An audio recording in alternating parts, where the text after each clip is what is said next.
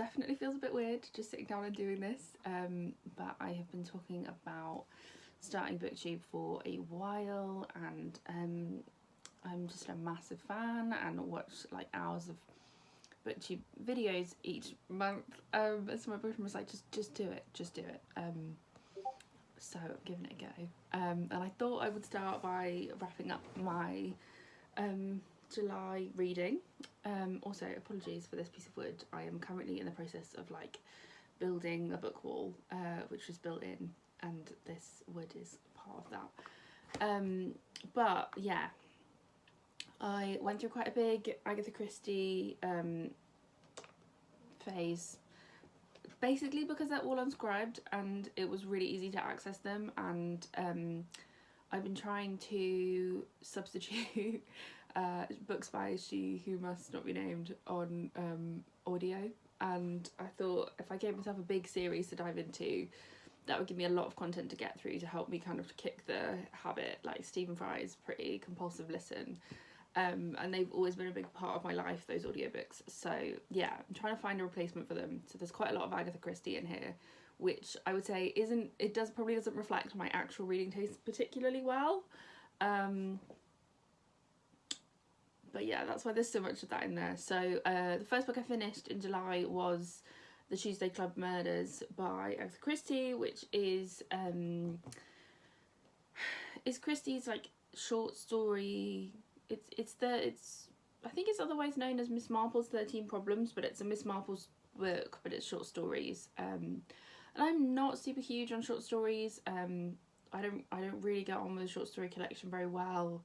I find it too kind of bitty. I always want to be able to get my teeth into something. And so yeah, but I have read the vast majority of the other Miss Marple stories. I think I only had a couple left to go at that point. So it being such a familiar character and then being such a formula to a Miss Marple story, I actually wasn't super bothered about the fact that these were short stories. Lots of the characters were familiar. The setup was pretty familiar. So yeah, I just kind of cranked through those. I think I gave it 3 stars. Yeah, kind of like enjoyable. I tend to put this kind of thing on when I'm like doing chores around the house or whatever. So that was that really. Like it was kind of it was good. It was a good time. I probably won't read it again, but enjoyed it. And yeah, as I said, Marple is my current substitution for Harry Potter. And then next up, I read Her Majesty's Royal Coven by Juno Dawson. I should also say that I read a lot of these books either on audio or as I was trying to get rid of lots of books last month because I was trying to sort out the bookshelves, and so everything's kind of still a bit everywhere, and can I find it? It's not in easy grabbing distance. I should have been a little bit more organised when I sat down to film this. Note for next time. But yeah, I read Her Majesty's Royal Coven by Juno Dawson, which was amazing. I loved it. I actually love pretty much everything that Juno Dawson writes. Her Christmas book is one of my favourites. I really loved Clean, and I just think she's really funny.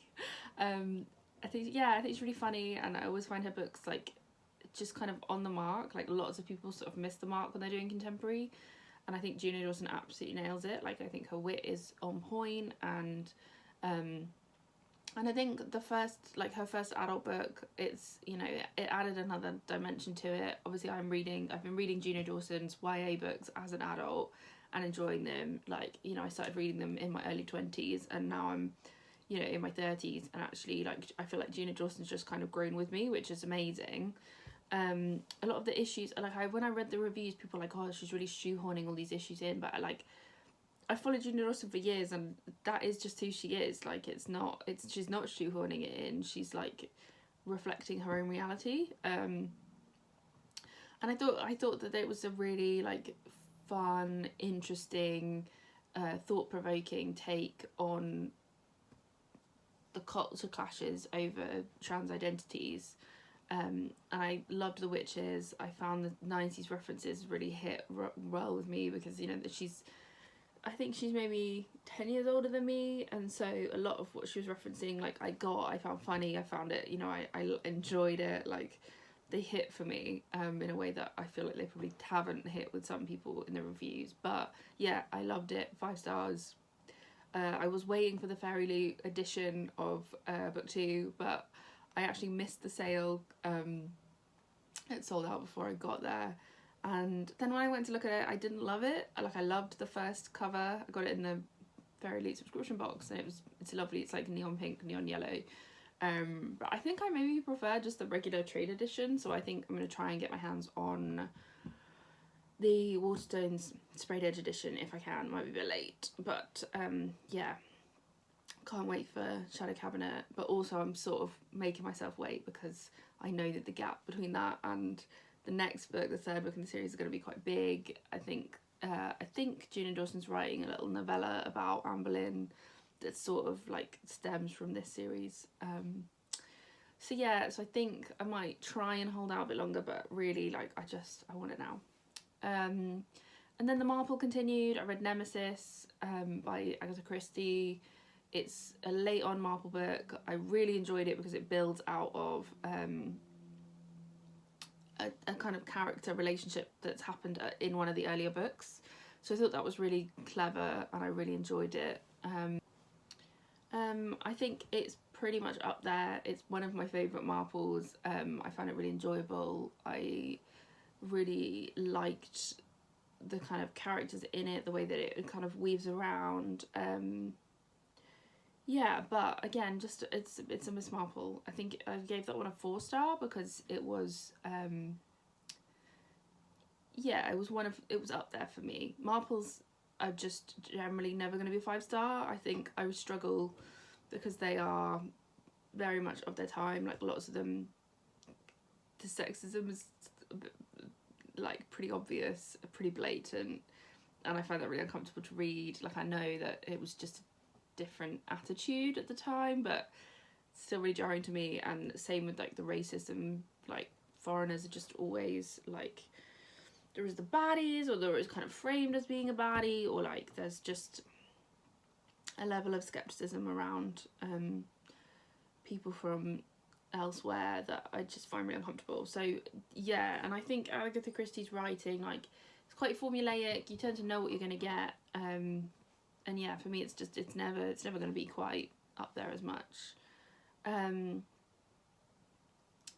I read Ink by Alice Broadway. This is sort of marketed as a YA, but it's teen at best. Like, I think some of the subject matter that it covers is sort of more mature, like, and the concept of the book really, really drew me in. I was like, this sounds amazing. And it's basically a world where, because of things that have happened in their history, people get their big moments in their lives tattooed onto their skin, and then when they die, the skin is made into a book that their family can keep and look back on. And, you know, in theory, the book tells the story of their life.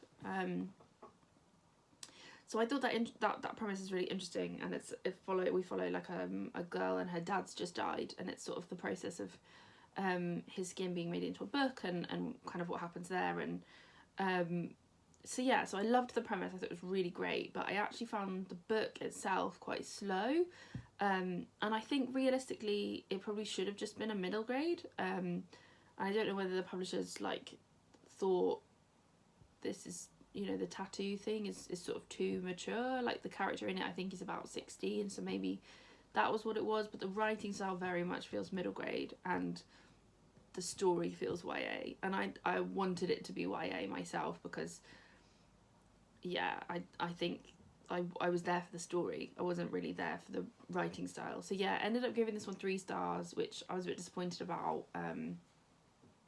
I would give something new that Alice Broadway writes another go, because as I said, like, I thought the concept was really cool.